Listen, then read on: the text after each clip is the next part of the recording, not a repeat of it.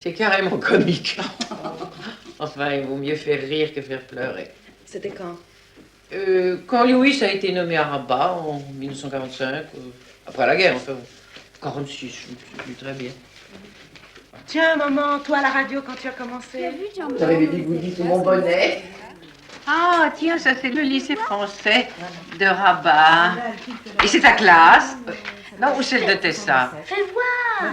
Montre-moi mon lycée. Oh, oui. Je mange trop, alors je pense Le mariage de Tessa. C'est écrit Montréal 1964. Fais voir. Oh, celle-là, je la déchire. C'est insupportable. Cathy, reconnaît. Quel putain. Et voilà le pauvre... Comment il s'appelait déjà? Qui ça? Personne. Il aurait pu s'appeler Alphonse ou Armand. Il s'appelait tout simplement Jean-Michel. Tu l'as jamais rencontré, c'est maman qui t'en a parlé. Je te demande pardon. J'ai rencontré Jean-Michel Potiron lors de mon voyage à Paris en 1970. Il était capitaine. Lui et ses pralines ont consolé Lisa au moment de son divorce. Je vais parler de ses dragées, de ses acidulés, de ses caramels, de ses petits bonbons, quoi. Non, écoute, tu exagères de parler de ça devant Cathy. J'ai le droit de savoir que tu as éprouvé de la tendresse pour un confiseur et pour cette praline, maman. Pourquoi faudrait-il me le cacher? Confiseur, il y a des métiers qui ont l'impression qu'ils n'existent plus. Tu es trop mignonne. Non. Mais je n'ai pas une photo de ces pralines. Pas qu'elles étaient magnifiques. Très grosses. Non, ça suffit, mais ça. Tu deviens vulgaire.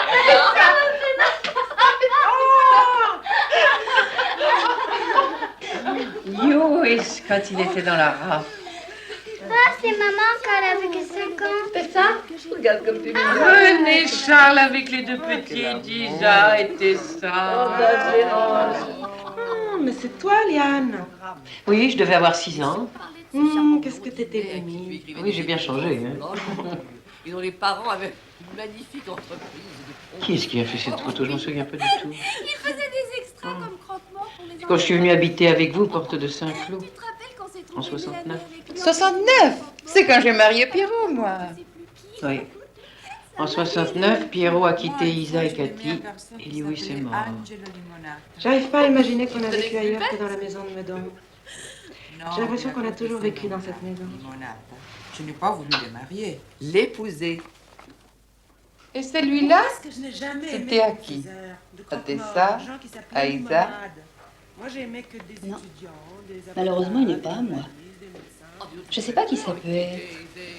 Qui est-ce? C'est Clarence, un demi-frère de Lewis, que sa mère a eu d'un deuxième mari suisse. Je crois qu'il est professeur à l'université de Genève. Je te dis que je l'aimais aussi. Il est nettement plus jeune que Lewis. Il s'appelait Bianchelo. Lewis l'aimait beaucoup, bien qu'il se voit rarement. Il est venu une fois aux Indes, et puis il est venu à Paris pour l'enterrement de Lewis. Je me demande ce qu'il devient. Mes photos préférées sont celles des Indes. Oui, c'était tout juste après l'indépendance. C'est resté longtemps encore très anglais, très agréable, je l'avoue, malgré tous les bouleversements.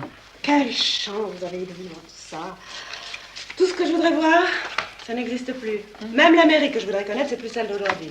Sans parler de Rome ou d'Athènes. Que je n'ai pas connu, moi non plus, à leur apogée. L'Empire anglais des Indes.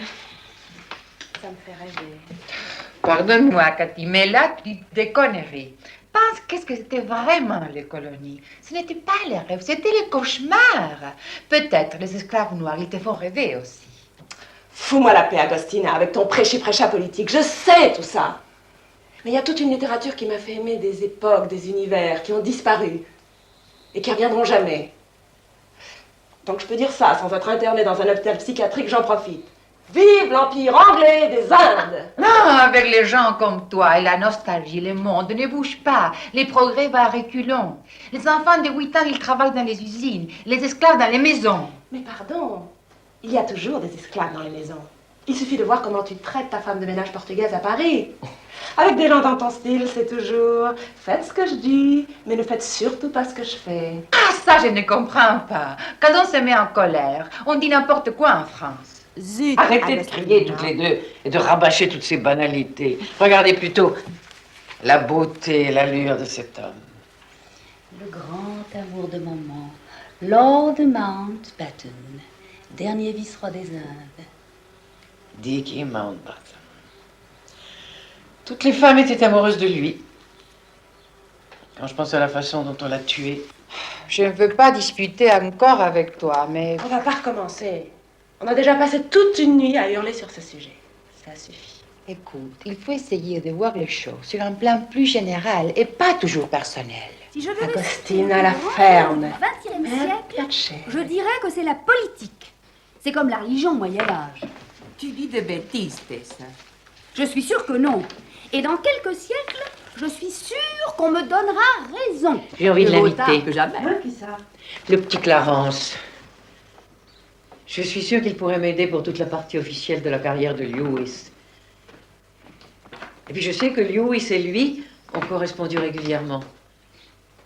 S'il avait gardé toutes ces lettres, ce serait merveilleux.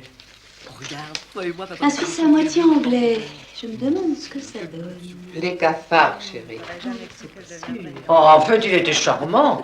Un peu distant, un peu mélancolique, mais plein d'humour. Où veux-tu le mettre? René Charles arrive le 12. Et en plus, il doit avoir une femme et des enfants. Oui, il a 2 enfants, je crois, ou 3. Mais il était assez indépendant de caractère, si je me souviens bien. Il était venu seul aux Indes, il peut éventuellement venir seul dans le Lot-et-Garonne. Cela dit, je doute qu'il puisse venir en étant invité maintenant. D'un côté, j'aime bien voir les... Il n'a pas l'air heureux. J'aurais dû y penser plus tôt, c'est idiot. Il a les yeux bleus, non? 1954. Il a dû se consoler depuis. Je me demande comment il est maintenant. Ben, beaucoup plus vieux et marié. Oui, c'est toi, Cathy. Oui, c'est moi. C'est adorable. Au fond, il vaut mieux qu'on se soit pas connus il y a 25 ans. J'aurais sûrement été amoureuse de lui, et moi je l'aurais sûrement pas pu. Il devait aimer les blondes, fluides. Tu as raison, sa femme était blonde et très fine. Ça ne m'étonne